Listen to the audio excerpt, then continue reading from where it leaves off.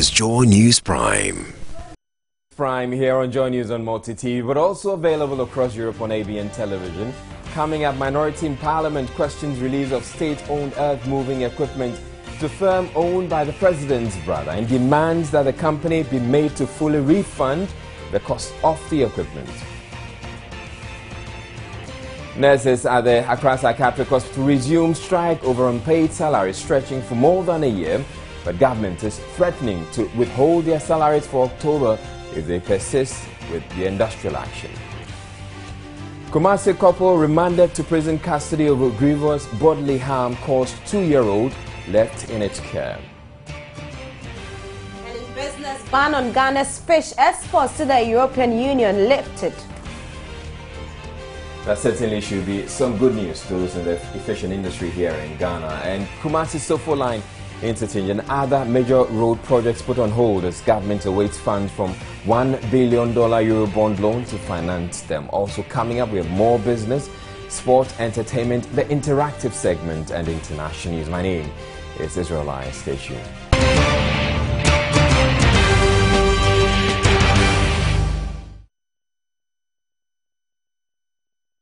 Our very first story. The minority in Parliament is demanding engineering firm engineers and planners pay the full cost of machinery and equipment it says was improperly released to the company to undertake dredging of the Odo River in the aftermath of the June 3 tragedy.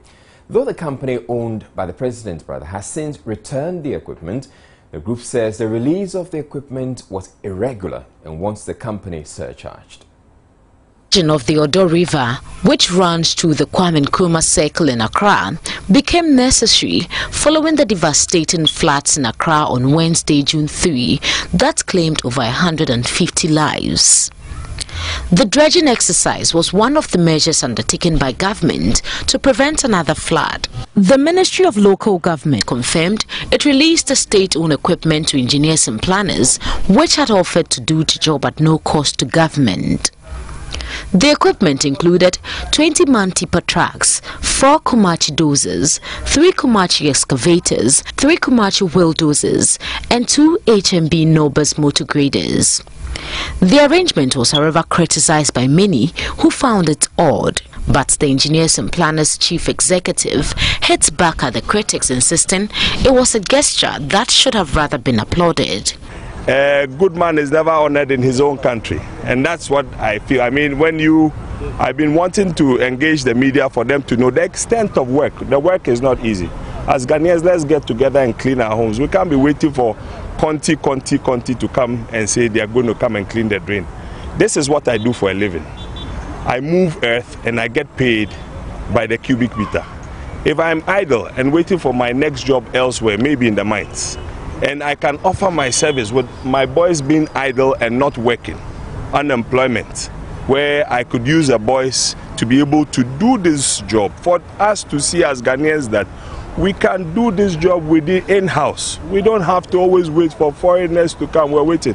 Government is supporting us with equipment and fuel to be able to fuel the job, and our contribution is the personnel and the supervision of the job. But addressing a news conference in Accra on Thursday, minority spokesperson on local government, Kwesi Ameya claimed the equipment were procured solely for distribution to the assemblies and should not have been released to engineers and planners. This amounts to a diversion of state property to an individual because of his links to the top echelons of government. We think that engineers and planners be made to pay for the full cost of the machinery and equipment which were improperly released to it and which are in its possession. We demand answers to the following questions. When did the Minister of Local Government take delivery of the equipment and machinery? Did the Minister take delivery of all the quantities of equipment and machinery as specified in the commercial agreement? Where are the machinery and equipment being kept? Why has the ministry neglected to timely distribute them as stated in its own memorandum to Parliament? And why did the Ministry of Local Government decide to privately register the machinery?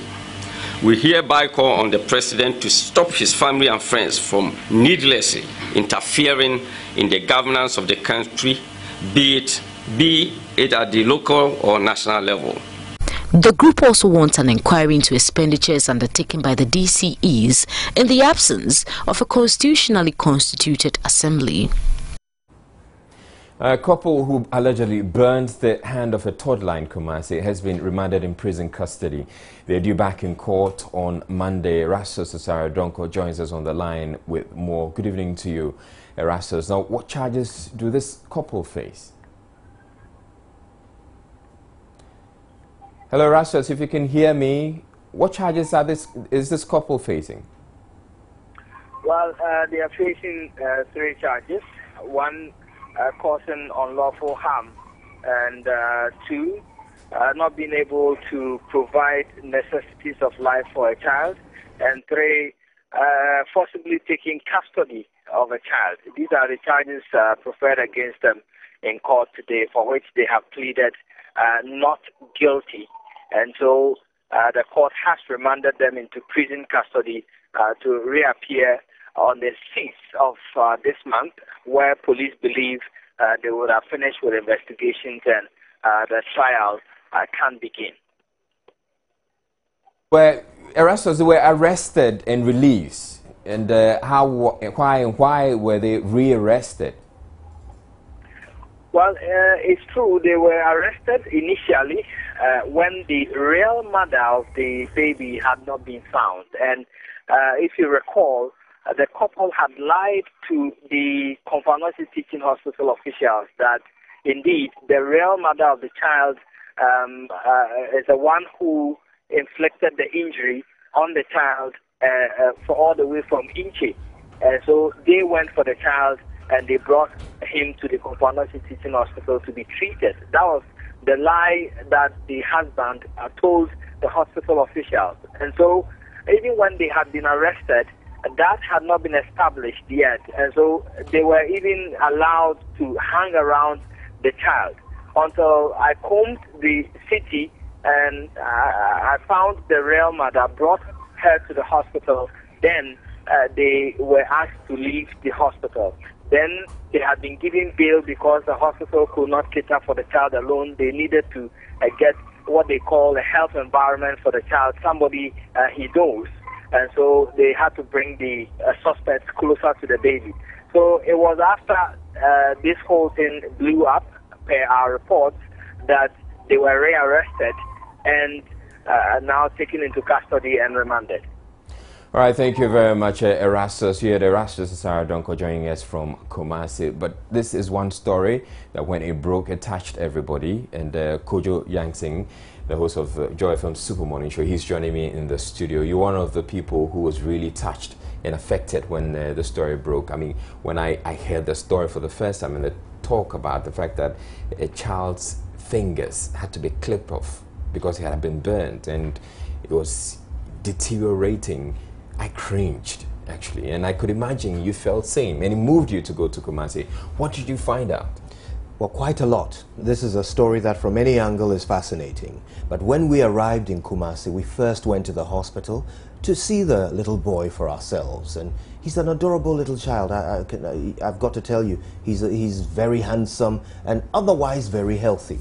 Except that as a result of the actions, the alleged actions of these 2 adults, he has now lost the use of all of his fingers. His entire arm is bandaged. They've taken skin from his thigh to graft onto the wound on his hand, and so there's a bandage on his thigh as well. He's in constant distress and continues to moan and groan, but there are moments of levity when you engage him and start to have a laugh and a joke with him. He does respond to that, but to a limited degree, as you can imagine.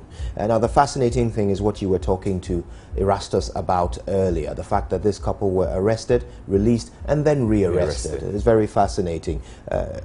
What we have learned is that at the time they were first arrested, it was because, as you can imagine, the police suspected that they may have caused harm to the child. Now, in spite of that suspicion, when the hospital expressed concern that there needs to be a grown-up near the child to help with the recovery, the police released this same adult who they suspected of harming the child for the purpose of looking after this same child. So you can see that there was a bit of a breakdown of the system stepping in to protect the boy here. There should be someone trained in social welfare assigned to a hospital like Onfanoche to deal with such a matter, so that you wouldn't have to release the person you suspect of harming the boy to come back and play the role of looking after him. We know that the boy's father was supposed to be in Nigeria at the time this whole thing happened. Do we know if he's heard of it, if he's coming back?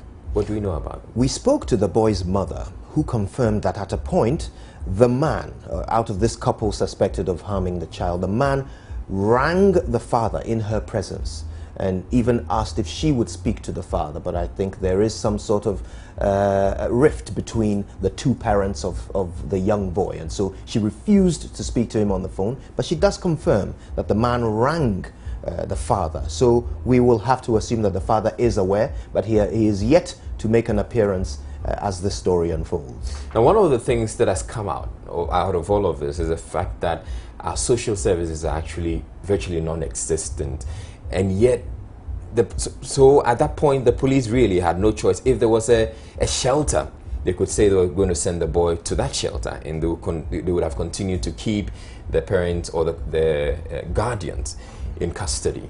But if there is no shelter, then the next thing to do is to release the boy to the parents. That's one way to look at it. There is another way. If you imagine that a child's parents perhaps died in a fire and there were no other family members, what would the authorities do? They would have to find a suitable adult to step in and look after this child. I would have expected the same process to have been followed in this case, where the person they have arrested is suspected of harming the same child. And I'll tell you why this turned out to be a bad idea. The nurses report to us that after this lady was released to come back and look after this child, on several occasions they saw her slapping the boy in the hospital. Wow. Anytime he was distressed or crying. So you start to understand why they definitely released the wrong person to look after this child, if the nurses are to be believed. All right, so you're going to tell us this whole story, the entire story, on the Super Morning Show? That's right. We've got details. What are they to expect? Well, quite a bit. First of all, we'll be telling you exactly how this happened, step by step, how this child came to be in the custody of this couple. We'll tell you what the future holds for this young boy, whether or not his mother, who is now in custody of who now has custody of the child, whether she is equipped to look after him going forward. We'll tell you what the doctors did to save this arm and what would have happened if he had not been brought to hospital at the time. We'll tell you interesting details about the suspected couple, their lifestyle, the stories that are told by the community about what they get up to, and why, in fact, they would be the worst people you would ask to babysit your child. How about finding help for the boy? It's an important part of what we're trying to do. This is part of the reason why I took the trip to Kumasi, because I felt I had to be able to effect some improvement to this situation. So finding help for him is #1 priority for us. In all that we do, the interest of this little child is paramount. And so we will certainly be engaging all those who are able to come to the aid of this young boy going forward. Right, thank you very much, Kojo. Thank you, Israel. So you had Kojo Yangsing, and this, you don't have to miss the Super Morning Show tomorrow, because you're going to get the details about this boy. But thank you very much, Kojo Yangsing, for joining us. He's host of the Super Morning Show. We're taking a break on Joy News Prime. We'll be back with more stories. Please don't go away. You're watching Joy News Prime. Thank you for staying. Police in Accra have arrested 69 suspected criminals in swoops in the national capital over the past 5 days. The suspects were paraded at the Central Police Station in Accra on Thursday afternoon. Greater Accra Regional Police Commander DCOP Christian Tete Yohunu briefed the media.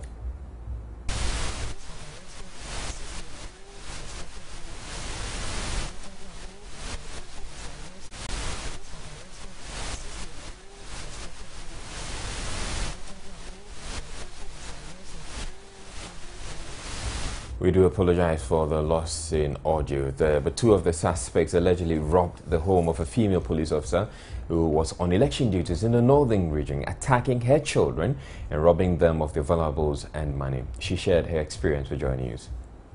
On 30th August, I was deployed for District Assembly election to the northern region. So the next day, that was Monday, my children called me that their gas got finished. So I directed them, I left money in an envelope in my dressing mirror drawer. They should open the drawer. It was 3,900 Ghana cedis. They should open the drawer and then take 100 Ghana out of that money and then fill the gas. So after then, they placed the money back. When we returned from the north to Accra, when we got to headquarters, I had a call from a friend, a female friend, that she learned armed robbers went to my house and attacked my children. Have I left any money in the room? So immediately I hung up on her. Then I called the children. And they were telling me that armed robbers attacked them today. They took the money in the envelope away, my laptop, and then also my camera that I bought for $400. Also, their barbering machine was in the laptop bag. They went on the children at gunpoint. Where is your mother? Where is the money? So the children showed them where the money was. So they took the envelope in which the 3,800 Ghana cedis was, and then also my laptop, my camera, and then their barbering machine away. Right, we return to the Accra Region Police Commander DCOP Christian Tete Yohunu briefing the media about the arrests. The police have arrested 69 suspected criminals. Notable among the operation is the arrest of 3 hardened criminals in Amasama Division who terrorized residents in and around Pokwase, Amasama, Katapo, and East environs. They are Ezekiel Siang, age 34, is a filling station attendant. Samuel Odami, age 28, is a driver. And then Frank Amponsa, age 33, also filling station mechanic. When they were arrested, the police found on them 1 pump machine gun with 17 rounds of live ammunition and 8 empty shells, 9mm pistol with 6 rounds of live ammunition and 2 empty cartridges, and the pinch bar, machetes, and axe. The Peshi Division arrested 2 notorious robbers who have been on the wanted list of the police for over 3 years. They are Ababri Magde Elias Obobi, a student. Sowa Simon is a mason. The SB retrieved from them are 1 locally manufactured pistol and 1 foreign pistol, and then a charm. The suspects are undergoing screening, and those found culpable shall be processed before the court soon. In other news, nurses at the Accra Psychiatric Hospital have embarked on an indefinite strike to back demands for unpaid salaries. The nurses say government has failed to honor its promises to clear the salary backlog. Back in August, the psychiatric nurses went on a sit-down strike over the issue, forcing the Labour Relations Minister Haruna Idrisu to promise payment within 2 months. Michaela Anderson filed this report. The labour unrest in this country is becoming frustrating. First, we had the doctors embarking on a strike 2 months ago over their conditions of service. Government gave them sweet talk and they resumed work. Just yesterday, we had NAGRAT also extending the ultimatum to embark on an industrial action over unpaid allowances. Today, junior nurses at the psychiatric hospital are also laying down their tools over unpaid arrears. Well, you recall that 2 months ago, the Labour Minister assured them that their grievances are going to be addressed by the end of September. Today is the 1st of October and still no show, so they've decided not to work. What is going to be the effect on the inmates? How are they going to be taken care of? The nurses' strike is going to affect me so much that this morning, for instance, I'm the only permanent staff on duty, and the ward has 43 patients, psychiatric patients currently on the ward, and I have to take off them alone. So imagine any of them gets aggressive. You can just say how I'm going to restrain them. It's a problem. It's very difficult. So if the government can do something about it so that they come back to the ward and work with us, we'll be very happy. Now, the government is threatening to freeze the salaries of the psychiatric nurses who have just started a strike to back demands for unpaid salaries. Employment and Labour Relations Minister Harry Andrews is blaming government's inability to honour its promise to the nurses on a technical glitch. He described the strike by the nurses as illegal and urged them to return to work. I met with the psychiatric nurses at the psychiatric hospital and made an undertaking to them that they will be paid their salaries at the end of this month, that is the past month of September. I'm utterly surprised and disappointed at their course of action, and I invited them to my office on Tuesday to apprise them of developments in relation to the payment of their salaries for the month of September, and updated them up to the level of what the Controller and Accountant General, together with the HR of the Ministry of Health and the Auditor General, have done to facilitate their payment. So one is therefore taken aback hearing that they have decided without notice to embark on a strike action. That is clearly illegal. That is clearly unlawful. That is disrespect to the laws and labor laws of our country, even if I have failed to honor the word. But that is not the case. I'm directing that all psychiatric nurses report back to work not later than 10:30 a.m. tomorrow, as they are aware and are being made aware that their payments are being processed by the Controller and Accountant General. I'm utterly disappointed and surprised, and should they refuse to work, they would forfeit their salaries for October. Don't you think that their impatience is justified, because these are people who've not been paid for 2 years? Yes, and in fact they say that they feel betrayed and they feel that you are taking them for a ride.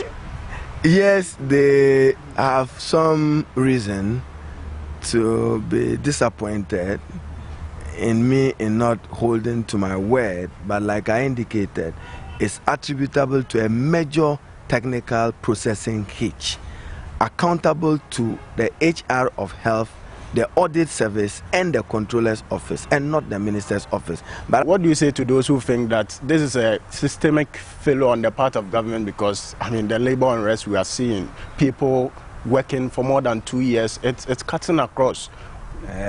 You were better if you said it's an HR failure. But HR is part of government. No, you see, sometimes you must appreciate government bureaucracy. Don't equate it to a minister. It's just a matter between, for purposes of validation. Right, so we're staying with this story, and we're just getting a letter actually from the Health Ministry, signed by Dr. Fisa Zakari as the Acting Chief Director, and it's directed towards, addressed to the Chief Executive of the Mental Health Authority, and it's in regards to the salary arrears. It says the Ministry of Health has, in collaboration with the Ministry of Finance and the Audit Service, successfully concluded the verification and validation of the documentation pertaining to the payment of salary arrears to some staff of your facility. The Controller and Accountant General is at the moment keying in the inputs, as a system has been opened for this purpose. All affected staff of the authority will therefore receive their arrears as soon as possible. Kindly bring this information to the attention of the affected officers and extend the ministry's appreciation for their patience over the period. Now, we're joined on the phone line now by Tony Goodman. He is the Public Relations Officer of the Ministry of Health, and he's going to be explaining to us what this actually means. So, good evening, and thank you for joining us, Mr. Goodman. Good evening, Israel. All right, so I'm just seeing this letter dated 1st of October, directed to the Chief Executive of the Mental Health Authority, but I think it rather comes too late. Thank you. Good evening to our viewers. Not too late as you may think. Because they've started their strike today.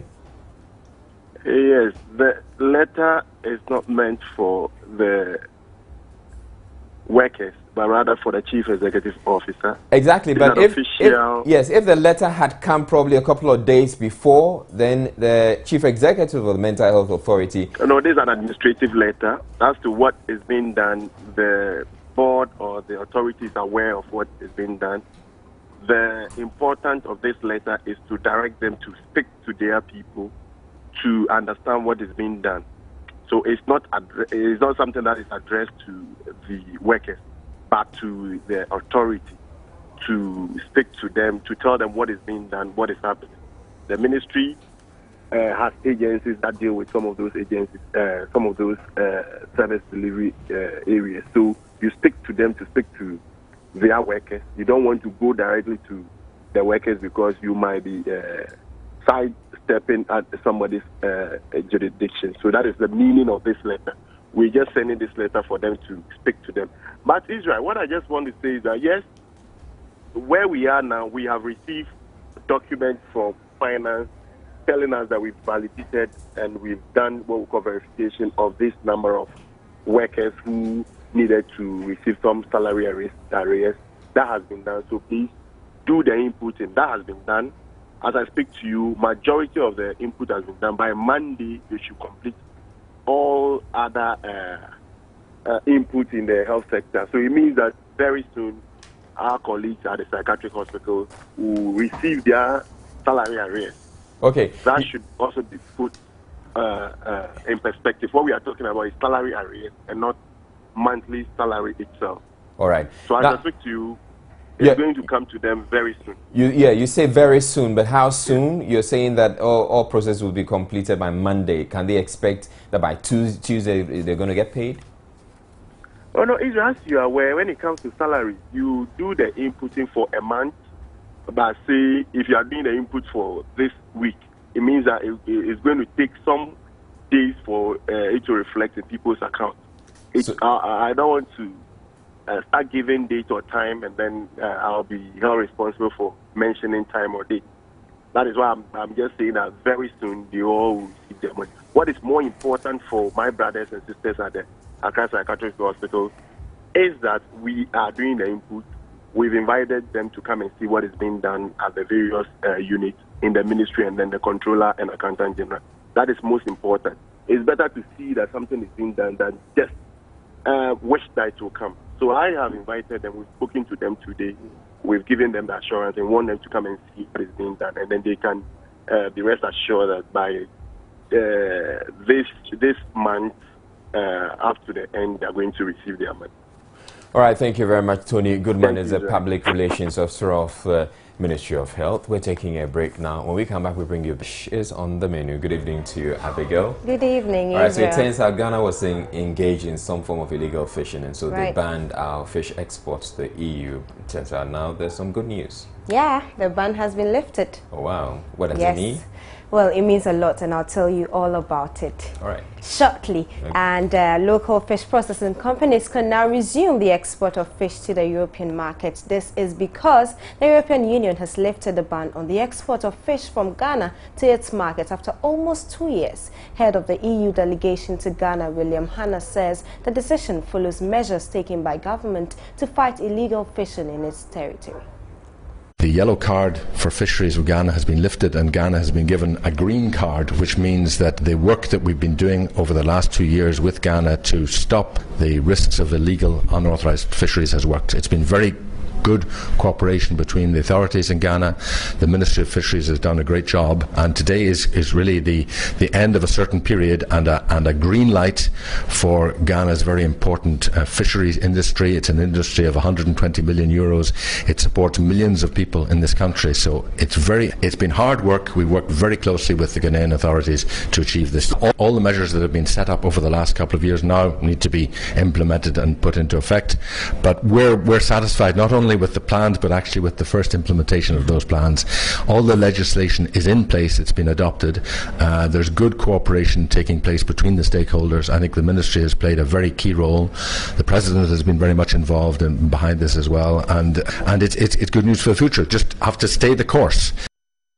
Now, government is fast-tracking the formulation of policies to boost local rice production. This forms part of efforts to cut back on the country's over-reliance on imported rice. Ghana currently spends close to $500 million on rice imports, a situation which has been cited as unduly contributing to the cedi depreciation and other economic woes. At the launch of the second National Rice Festival in Accra, Agric Minister Fifi Kwete enumerated what's being done so far to reverse the trend. The National Rice Festival, spearheaded by the Ghana Rice Interprofessional Body Group and the Rice Advocacy Council, would be held on the 13th and 14th of November under the theme Grow, Buy and Eat Quality Ghana Rice. The festival is part of activities of the Ghana Rice Interprofessional Body to bring together stakeholders for business networking for an improved rice industry in Ghana. Banks are not ready to assist farmers, and this year in particular, the raining pattern wasn't good at all. This is the problem. We have problem in marketing our produce, and then we have this middlemen who normally come to the farmland and buy from us. And then we have aggregators who buy it, and then sometimes it is hard even to get your money. So our appeal to government is that government should come and assist us with farming input, especially tractors. Agric Minister Fifi Kwete, however, assures government is fast-tracking the formulation of policies to boost local rice production. The coming into existence of some of the first-class mills is pivotal to the transformation. What needs to happen, however, is to have those mills become almost, how will I call it? You see, when a miller provides assurance to a farmer, because the miller needs to have a certain amount of the paddy for processing. Now the miller also have people who are on the end of consumption. Now so the miller therefore becomes the assurance to farmers that listen, everything you bring, I'm able to offtake it, and therefore I give the farmer an assurance that your rice will be bought, the price is determined. It becomes easy because then it's easier for the banks to be able to, for example, provide credit to every aspect of the chain, because then the bank uses the miller as the guarantee. So through the miller, the banks give money to even those who are producing. The production will rise to the challenge, the quality will rise to the challenge, then becomes great. So the milling aspect is not just pivotal, but I think it will be the game changer as far as this is concerned. He adds, Ghana's per capita rice consumption is currently estimated at about 58 kilograms, with the current demand of milled rice consumption estimated at over 1 million metric tons. President of GRIB, Imoru Amoru, says the organization is working at producing enough to meet local demand. The Ministry of Agric, along with some international partners, are coming with lower interest facilities, which still they want to channel through the bank. You know, the credit is not only access, but the cost of credit too.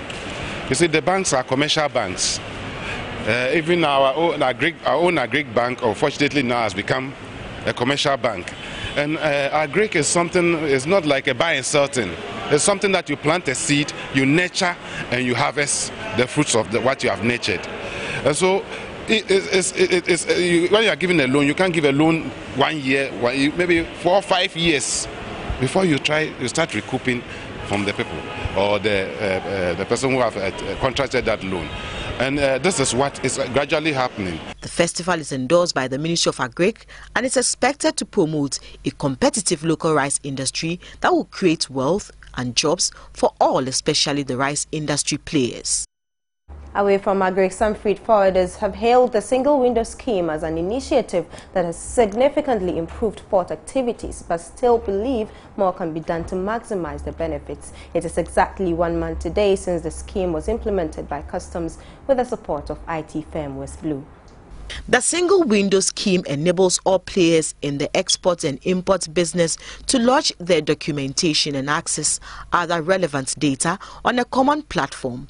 Joy Business editor Emmanuel Eje has been engaging managers of some of the major freight forwarding companies to ascertain their views on the implementation of the scheme, which started on September 1, 2015. According to Adolf Eje Tete, managing director of Safolda Ventures, the scheme has reduced turnaround time and their cost of doing business at the ports. I've been able to clear goods within 2 days for Guineas. In that I transmitted the document, as I told him, within the 48 hours I had it. So I used 3 days to clear my staff, sending my documents within 48 hours. The third day, the goods were out. There's really time difference in this case, in the sense that you cannot take your staff within 72 hours. You cannot. In the past? In the past, you cannot. Yeah, even when you have processed everything, you cannot. As expected. You cannot. In that, it takes about a week of minimum 4 working days for you to get your document from the inspection companies. But this took me just 3 days. So it's taking me 2 more days off, which is a lot of money, a lot of cost in our business, in our industry. The executive chairman of McDan Shipping, Daniel Macaulay, absolutely agrees, but adds customs may need to bridge some gaps. Where the classification become a problem, and when some of the entries are queried, it takes them some time before they can work on it, which I feel is a problem. Well, for now, the duration is faster than before. I can confess that, yeah. When there are no problems, when I mean problem, this is a bit technical. I can't go into details with the problem. I can talk only about one. Where there are classification problem and a declaration, or let's say the entry is queried, it takes them a long time to work on. But if there are no problem, I can tell you I'm receiving my documents within 24 hours, which is quite impressive. Let's do something on the cedi now. It seems that the local currency is appreciating against the dollar, and my colleague George Rafe is here to do some analysis on it. How are you doing, George? I'm doing great. And what about you? Yeah, I'm well. Quickly, what's the interbank rate today? Well, for some of the commercial banks today, if you have 3 Ghana cedis, 70 pesos, you can get $1 from these commercial banks. Right, and there should be some good news. What's accounting for well, it? A lot of reasons. When you look at the outlook, the fact is that people are optimistic that the Bank of Ghana's reserves are going to improve. And you know, this problem is a supply issue. The more reserves the Bank of Ghana has, the more money or dollars it can pump onto the market to meet demands of businesses to finance their imports. So all these news is actually driving down the value of the dollar as you compare to the Ghana cedi, and that's why the cedi is appreciating on the interbank market against the US dollar. We've seen this vicious cycle, you know, today it's rising and tomorrow it's going. And that is the concern of a lot of business. Is the stability going to last? Well, some people might argue or say that, well, let's wait till December, because that is where people might need a lot of dollars to finance their imports. Also, going into next year, January, we also want to restock our business as well. So some people might say that it will stabilize or appreciate till November, and then the pressure comes again in January and maybe in December. Right, thank you very much, George. We keep on monitoring. And that will be all for business. My name is Abigail Adomako. For more of such news, do log on to myjoyonline.com/business. Israel Lai comes back with more.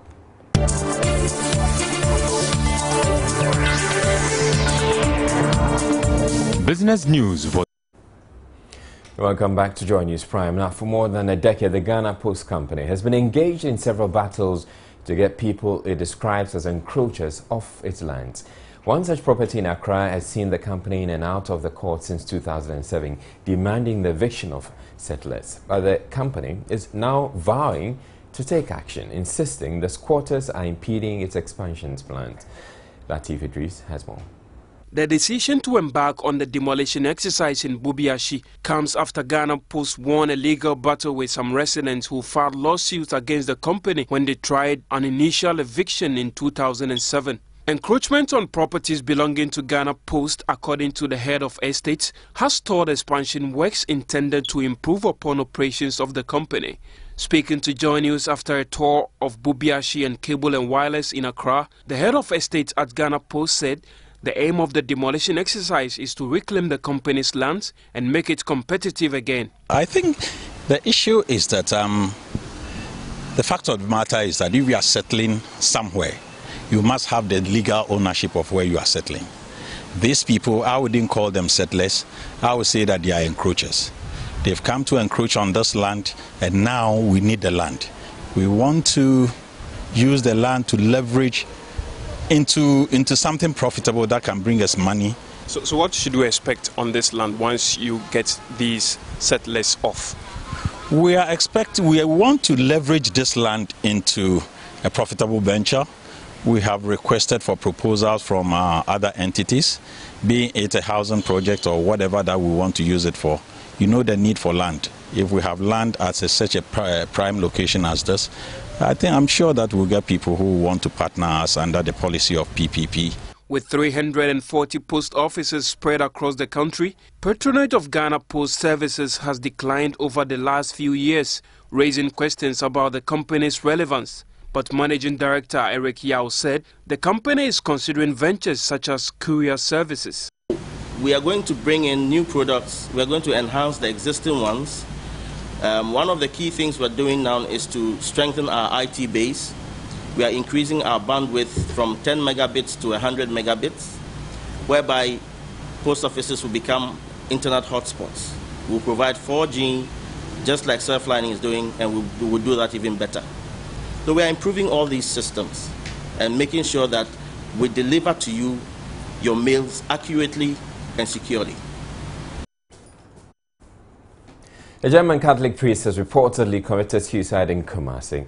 Police have named the deceased as Reverend Father Thomas Swice-Desen, who worked with the Spiritan University College in Ejisu. Hafiz Tijani of Capital Radio in Kumasi joins us on the phone line with more. Good evening to you, Hafiz. Well, good evening. When did this happen? Well, it happened on Tuesday morning. First of all, Reverend Father Thomas is a German national and he used to the Spiritan University College at Ejisu here in the Ashanti region. That means living at the Missionaries of African Seminary until he experienced a slight mental illness. On Monday, where he was taken to the Accra Psychiatric Hospital. Then he was brought back and sent to the Center for Spiritual Renewal Center at the Christian Village here in Kumasi for a retreat. So it was there on Tuesday morning they realized they came out, and then in the thick forest, one of the trees, they found him hanging on one of the trees with a white bedspread. Hafiz, what more have the police been telling you? Well, I've spoken to DSP Vitus Nafen. He is with the Intercessory Police Command. He has been saying that they received the information and got there and realized the state of which the dead occurred. So they had to call in the ambulance service of the Confanachi Teaching Hospital. They dispatched the body to the morgue of the Confanachi Teaching Hospital, and they have begun investigation into the matter. But I've spoken to residents in the area, the Christian Village. They have been telling me that this is the second time such a thing has happened. A Reverend Father who has come on a retreat there committed suicide, and this is the second incident. So they are living in shock. So they don't know what is happening. Each of the Reverend Fathers who come there for retreat either commit suicide or something happens. The place is a very thick forest, like I said earlier. A forest of trees around. So if something was happening, because of the secluded nature of the area, no one would know. I tried speaking to some of the authorities there at the Christian Village.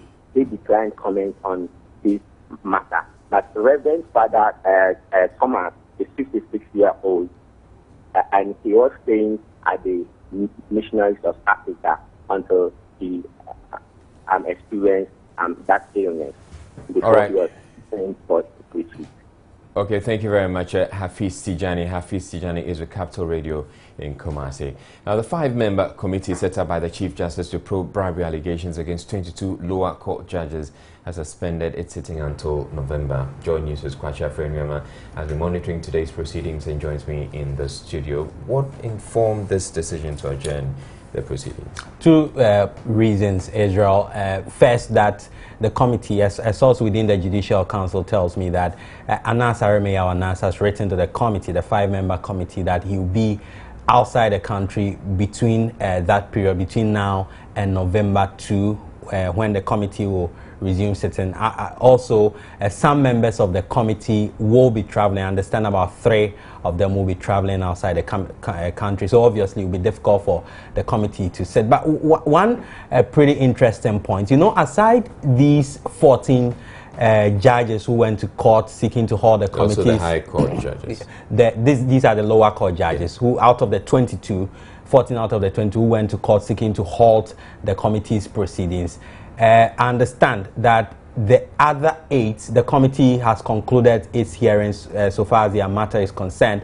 But what will... So they cooperated with the committee? They cooperated. And in fact, earlier, that was somewhere last week, they had walked out of the committee sittings insisting that since this particular matter, having to do with the 14 others, was in court, they wanted the court to conclude. But now, yesterday, information I'm gathering is that the committee was able to conclude with their issue. But they'll wait till they are done with the 14, then they will submit an entire report to the Chief Justice on their findings. But for now, the committee will be on break for the next 1 month and resume on November 2 and 3. All right. Thank you very much, Kwachi Afre-Nneoma. And Kwachi Afre-Nneoma has been following this issue of the judicial corruption expose and the proceedings for quite a while now. We're taking a break. When we come back, we'll bring you international news. Please stay tuned. So, News Interactive, the tease segment, actually. Good evening to you.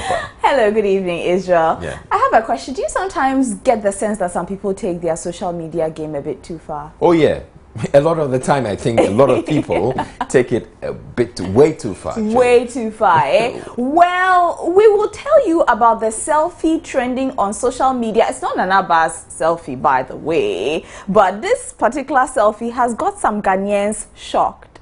Things are growing in a way that they are going abnormal. They see things to be normal, but it's abnormal. How can you take selfie with a dead body? Yeah. Selfie with a dead body. This and more coming up on the interactive segment on Joy News Prime. Please stay with us. All right, selfie with a dead body. Need to figure out a way to coin that one. Deafy or something. Yeah, Deafy sounds good. Okay, so we'll bring you all that and more. We also have entertainment and sport all coming up in the second hour. Please stay tuned.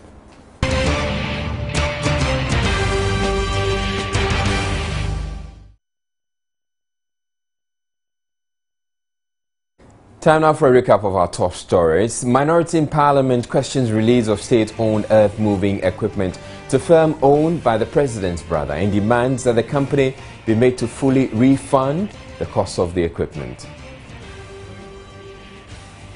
Nurses at the Accra Psychiatric Hospital resume strike of unpaid salaries stretching for more than a year, but government is threatening to withhold their salaries for October if they persist with the industrial action.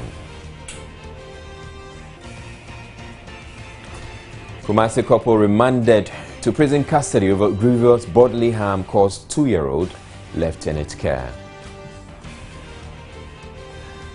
And ban on Ghana's fish imports to the European Union lifted.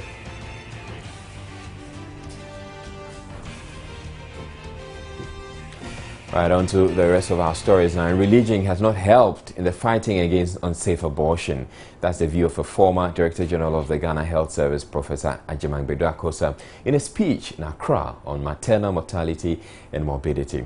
Anodame was there for Joy News. Professor Akosa criticized the Catholic Bishops' Conference in particular for their stance on family planning and abortion, challenging them to rather produce solutions to maternal mortality. Let us face it. And sometimes let's call a spade a spade. The Bishops' Conference. Are they saying that 385 per 100,000 live births is all right? Did they even talk about maternal mortality? No. Why jump into family planning and abortion without talking about maternal mortality? Have they expressed any views on how to reduce maternal mortality? I challenge them. I challenge the Bishops' Conference that they should talk about maternal mortality and advise us how we can deal with maternal mortality. They have no business jumping into family planning and abortion. How can we make sure that no woman dies in this country, trying to give life? That, for me, should be a conference for the Catholic bishops and all the others. Obstetrician gynecologist at the Kolebu Teaching Hospital, Dr. James Boachi, was not happy that 11% of total maternal mortality deaths are related to unsafe abortions.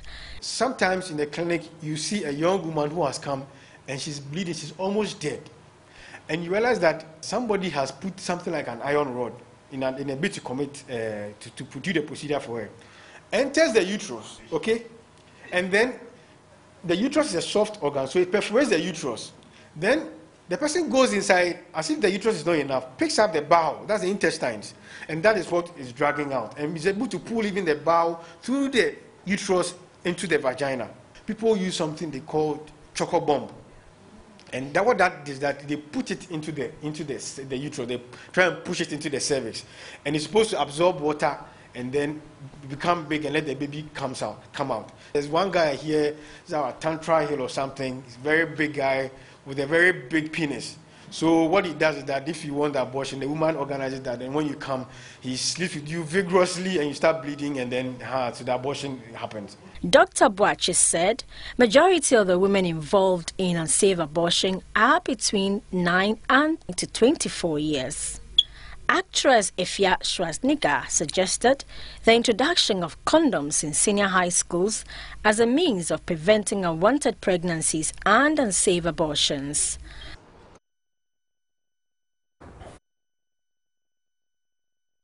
Has challenged students of the country to be determined and avoid bad friends in order to achieve their goals in life. He says young people should not despair, even in failure.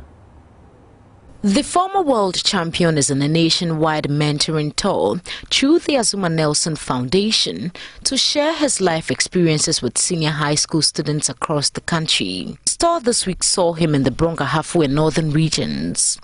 Over 500 senior high school students in the Tamale metropolis and Sanrigu district converged in the assembly hall of the Tamale Senior High School to listen to the rich wisdom of the boxing professor. He told the students about his life experiences as well as how his faith and determination made him achieve his goals in life. When I got home, I sat down quietly and asking myself the mistake that I did. That's why if I told a bunch of guys, I could hate him. So I said, oh, I should have done this, I should have done this, I should have done this. And then I said, okay, I'll go tomorrow. I'll go again tomorrow. So tomorrow, the following day, I went again. This time I didn't go with my friends. I went alone. And then we fought again. And the guy beat me again, but he didn't beat me like the first day. And I realized that I'm improving. So I went the third time and we fought again, and I realized that this fight was wrong. So the fourth time I went, after the fight, I realized that I'm beaten. And I started continued training, and I became champion there.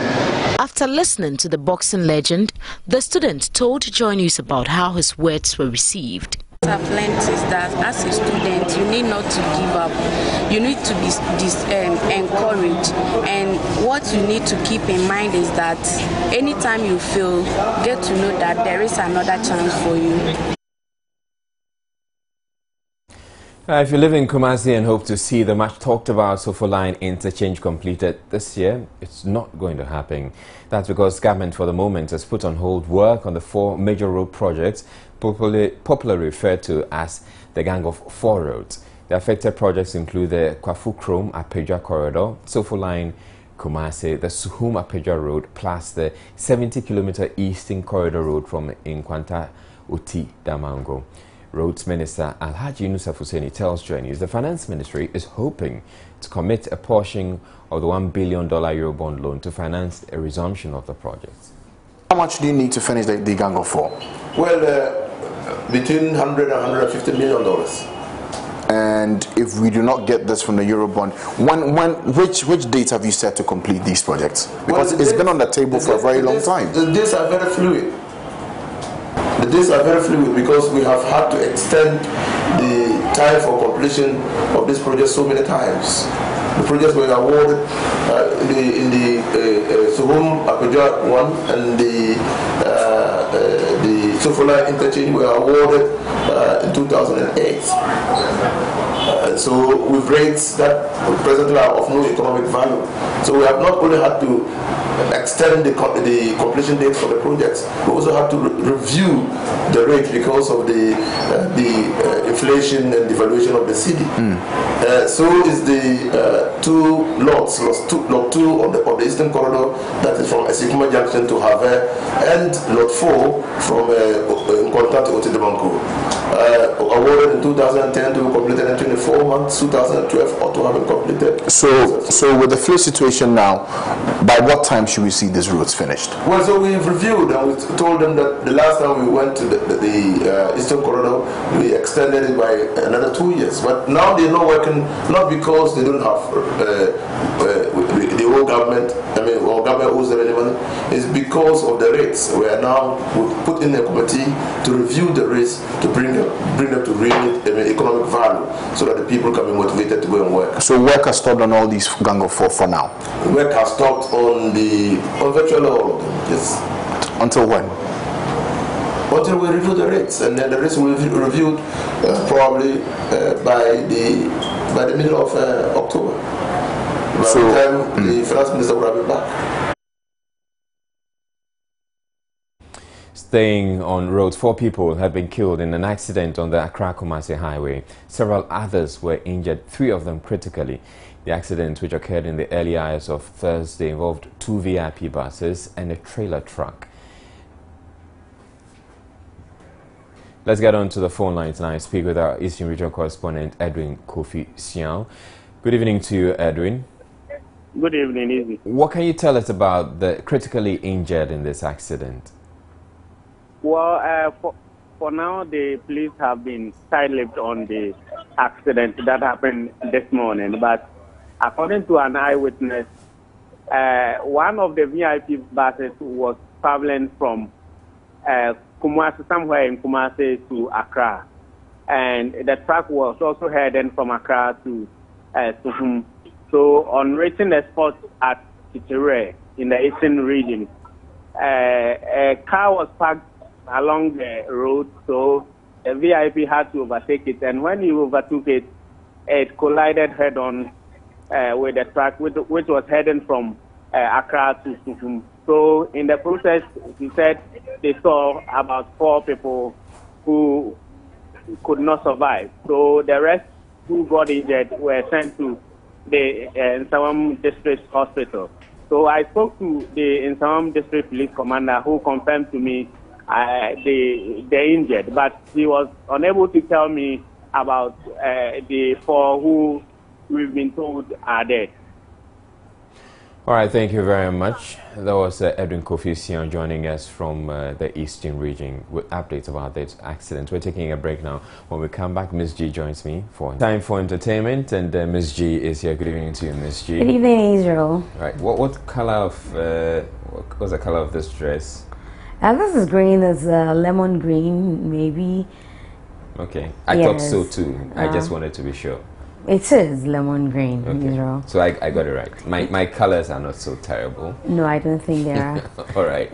So you have a number of things coming up. One of them, which I'm really interested in, is Manifest, talking about Kiki Jan. And then we have Quams and Flavor. We also have Throwback Thursday. But let's start with Quams and Flavor. This group, apparently they did some song. I didn't know that they are the ones who did the song, actually. Yeah. But apparently it's a song I so like. When they say, let there be go, oh, na, no.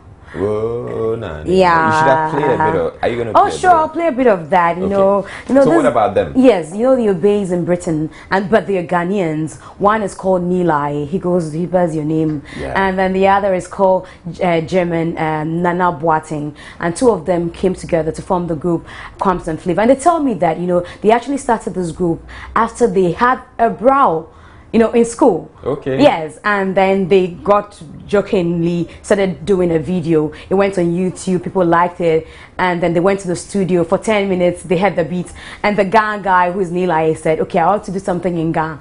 And then after hearing the beats, they said, whoa, na, no, whoa, na, no. So that's how they come by the song. But they told me more. Let's hear them. Let the beat go, let the beat go.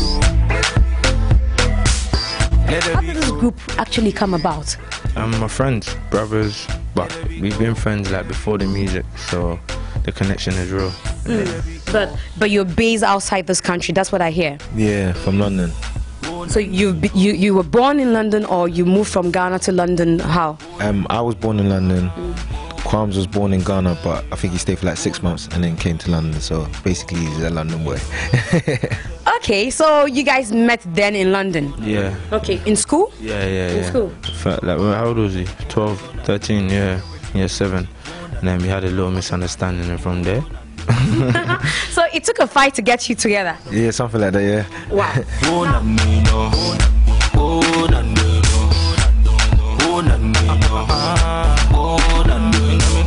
Why would you do a clip like that?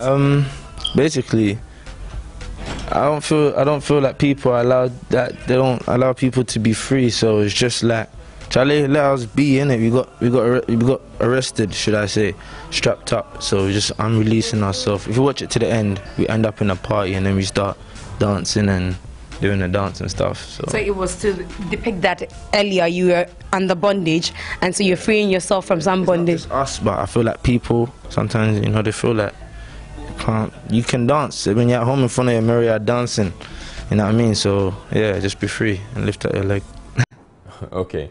I'm curious about what this wo nanino means. Yeah. Because, you know, musicians, they find a way of pushing through profanity and yet, you know, disguised as exactly. something else. You know, I asked them Wo that. nanino, Yeah, I asked them, I said, why would you do a song on lifting of legs? You know, it means a lot of things. It says you have to take your time to listen to the track.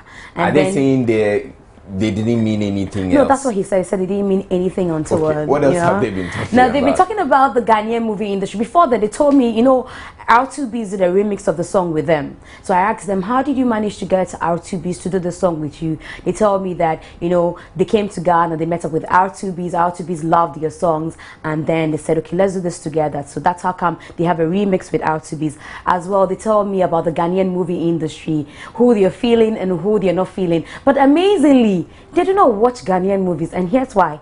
Oh, why? Like I said, it's not really funny like before no more. But obviously there's funny ones, but they don't really are proper like was Beyonce. That's a Ghanaian movie. Yeah, and that was a long time ago. But I'm sure Ghanaian movies are doing well. I'm very sure, but I'm not really following up. Yeah. Your favorite? Van Veka. Eva Nelson's, she's alright, but she's a bit, you know. behind the camera, she's a bit, you know. Yeah, but she's cool. No, if you like, she's a bit, you know, she might want to understand what you mean by that. Oh, I think she understands herself. Everyone says it, innit? What did they say about her? I don't know. But you just said something. I've heard the name like 3 tracks, so there must be something about her. Okay, what did they say? What they say in the tracks that you've heard? Guy, you know, flexing, and sometimes why not? You feel me? I watch her Insta as well, and she enjoys life. Why not? Feel me? But yeah. Would you want a date with her? Would you want to have? Nah, she's not my type. Thank you. Ouch. Ouch. He didn't say that. Did he? You don't say that about sweet, you know, people like she's like Yvonne Nelson. She's a sweet. No, babe. he said yes, she's sweet though. You don't say she's on my type. No, but everybody has their type, easy. Nah, you still don't say Is Yvonne Nelson your type, easy? She's a nice lady. But is she your type? I'm not going to say she's on my type. But would you go for Yvonne Nelson if you were not married? Let's move on to... How come you're not able to answer this question? Is she my type? Yes. I'm not going to answer that. I'm not going to answer that. And you can't force me to answer that. Anyway, let's get to Kiki Jam. Anyway, AS Keyboardist Kiki Jam will be celebrated this weekend at Alliance Francaise. One young artist who will be performing at the ceremony is Kwame Ametepe Chikata, popularly known as Manifest. He shares his fond memories of the late star with my colleague Doreen Aviu. And people will be like, okay, well, CBSA or maybe a Kiki Jam record, etc. So I have to be able to use this moment to reflect and say, this is where I step it up to another level. Manifest. I like his songs, actually. M. Exactly. Yeah. And he's my type of guy. Okay, no, not type. My type of guy. His music is my kind of music. I hear. But you know, today is Nigeria's independence. Throwback and Thursday. Today is Thursday. Okay. And guess who the radar is on? Is on Korode Bello. He's the cutie among the mavens, headed by Don Jazzy. Right. And you know, this cute guy has got a song, Godwin. But here's why I think he actually wants to do a song, Godwin. Godwin. Yeah. Godwin. It's okay. I mean, walking, lily. It's okay. It's okay. I mean, walking, lily. Alright, easy. This is crazy. This is some crazy stuff. Man. So that's Michael Jackson's wannabe, you know. Oh no. Oh no. Alright, thank you very much, Ms. G. And that's it. That's it for entertainment. We have sports coming up right after. Please don't go away. Alright, time now for sports. After having such a good laugh with that clip. What? Oh no! You're not gonna make me laugh all over again. Hey, my brother. What's up, man? Don't try it. No, I'm not trying. No, don't try. That was an attempt, not a try. What's coming up in sports? Anyway, there's a bit of this and that, but I wanted to say something. Yes, you know when you were asked about Jackie Appiah? Yeah. And about the she's not my type. Yvonne Nelson. Yvonne Nelson thing, yes. And you were asked which type of lady you like. Yeah. I wanted you to say that you are an equal opportunity employer. You give equal opportunity to everybody. Yes, equal opportunity employer. You don't discriminate. Slim, short, fat. No, but I do discriminate. You have a type? I do. Tell us. Tell us. Now you're presenting sports. Yes, but can we get on with the sports? Your time is going to run out. No. Actually, we were in for 2 minutes, so I have time. I'll tell you that off air. Okay, all right. So he'll tell you that off air, and at the moment, zoom into him. Anyway, time for the sports. Gary Al Smith here. First of all, we start with the news that the Ghana Football Association have signed an agreement with FIFA to construct pitches in Accra and Kumasi. It's part of their drive to make sure that football is accessible in all parts of the country. Speaking to us, George Efriye, who is one of the newly elected members of the Ghana FA Executive Committee members, made this known to us. First of all, there's a program with FIFA, a collaboration with FIFA, where you can access money to do some project that will bring income. And so we've been able to agree with FIFA. We agreement with FIFA, so we are waiting for FIFA to inspect, go through, approve. But we are doing that with a small sponsorship. We are also getting, we'll do it in our own small way. But I can tell you that all the modalities have been put in place. Now we need to agree on we've agreed to Accra and Kumasi. But first of all, the question now is, can we own the fields? Can we own them? Or do we have to go into a partnership with the school? Because remember, if you remember very well, during the CAN 2008, the training pitches that were constructed by government after the tournament, it did not benefit the Football Association. They are all private properties, belongs to schools, belongs to the military and all that. So I think that moving forward, we need to look at taking such a decision. We need to look at the implications in future. And so these are the things that we are looking at. Once we are able to secure the land with properly documented and agreed contract, we'll move on. And speaking of pitches, the first Capital Plus Premier League has ended. One of the key issues, if you follow the league, was the state of the pitches. Now, the Ghana Premier League has a bigger issue of branding, and we hear now from George Efriye again, who says that the branding has to be done properly so that sponsorship can be attracted. At least if we can get all the system where at least we have 8 matches in a week in terms of Premier League. So if we can get all the 8 places being on a good turf, it's the way to go. George Free is speaking there. Meanwhile, 10 days ago, Ghana started experiencing the wrath of the Black Queens. The Black Queens refused bonuses from the Ministry of Youth and Sports after they had won gold in the All-Africa Games. On Tuesday, President Mahama intervened, and so $5,000 each has been paid to the Queens. But in the aftermath, what have we learned? According to the Ministry for Youth and Sports, lessons have been learned after the fiasco of Congo-Brazzaville. I think we need to prioritize. We need to do a lot of prioritization. And I'm thinking that we don't have the resources, we don't even go in at all. So once we decide that is what we want to do, then the resources should be available for you to be there. We've learned our lessons. To us, we had a committee that had all the federations in it, and all the issues that we agreed, the budget, everything was uploaded on that platform. And we thought the rep from the FA was going to communicate to the team, and it did not happen. Back to football, and today the latest round of FIFA rankings are out. I'll tell you about where Ghana is in the moment, but on top there is Argentina. They top the latest FIFA ranking as Ghana moved to the 25th position.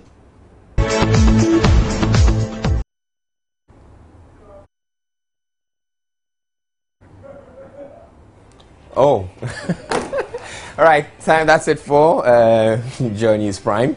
Before we go a quick run through our top stories, and don't mind my phone getting the better of me. Minority in Parliament questions release of state-owned earth-moving equipment to firm owned by the president's brother and demands that the company be made to fully refund the cost of the equipment.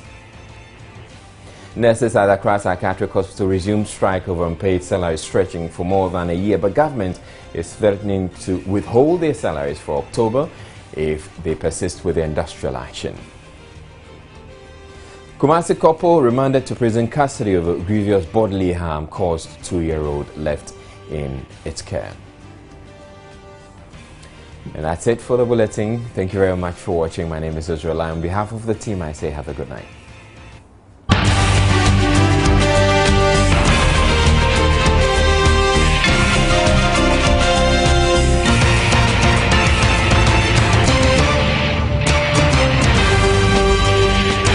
This is Joy News.